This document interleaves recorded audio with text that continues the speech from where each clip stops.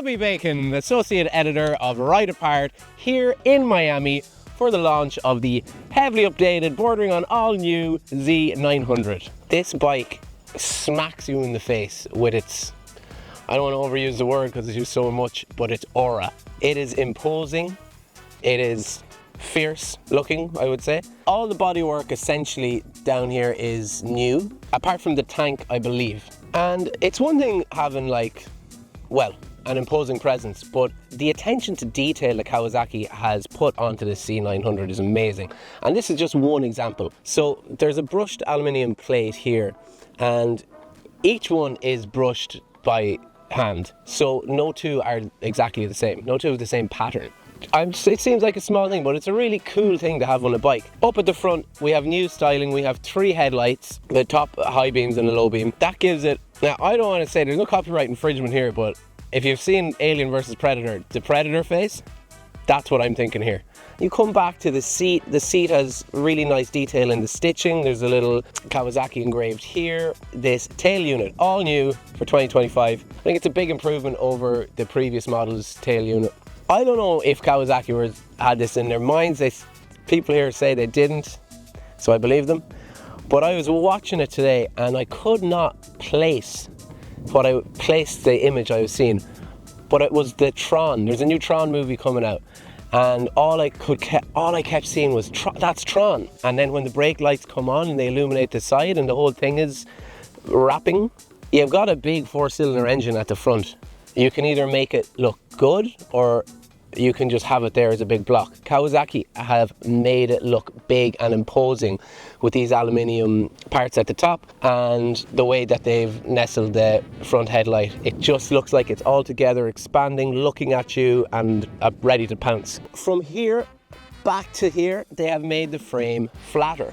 Why would you make the frame flatter? Because it allows you to put more into the seat, make it a bit comfier without raising the seat height. And that's important, I think, to note on this bike, because if you look at the shape of the bike, you really sit into it. You sit into it much more than other competitors in this niche. So when I sit onto it, flat-footed, easy, I'm about 6 feet and it's no bother to me. Whereas other bikes, I feel like I'm on top of them. Whereas this one, you very much sit into it. Another thing that comes along with that to help it is the fact that the handlebars are now 30 mil higher.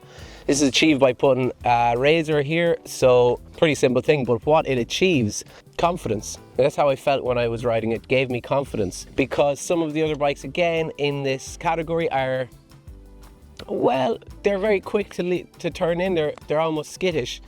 Whereas this is very stable. The wheelbase is a bit longer, I would imagine. I haven't checked that, but it's how I feel on the bike. And it is just a bit more forgiving. And on this track here at Homestead, forgiveness was the theme, because the Z900 let me push and push and push, finding my own limit, finding the bike's limit, and kind of fine-tuning it. Kawasaki have changed the cam profiles and the ECU to make it torquier, basically, low down and the mid-range.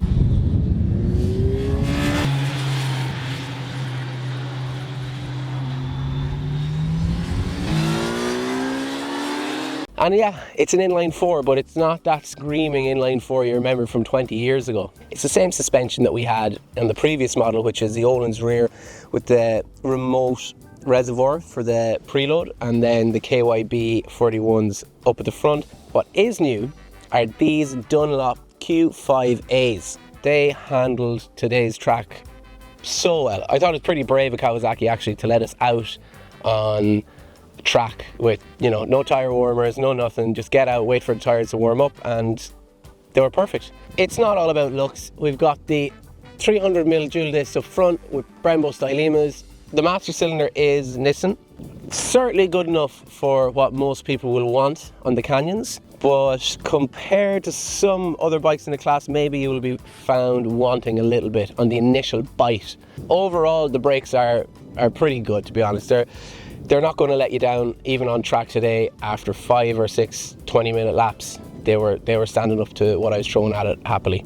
This is hardware mixing with style. It's the new 5-inch TFT dash and it does look savage. You're also able to use the new Rideology app and have turn-by-turn navigation. Kawasaki's engineers have been able to take the controls and put them over to where you want them by the switchgear. Like, you don't want to be taking your hands off the handlebars ever. And I should also mention that where in previous generations the dash had to be manually adjusted between light and dark mode, now it'll do it itself. So if you're going into a tunnel, it'll go into dark mode, you come back out light mode again.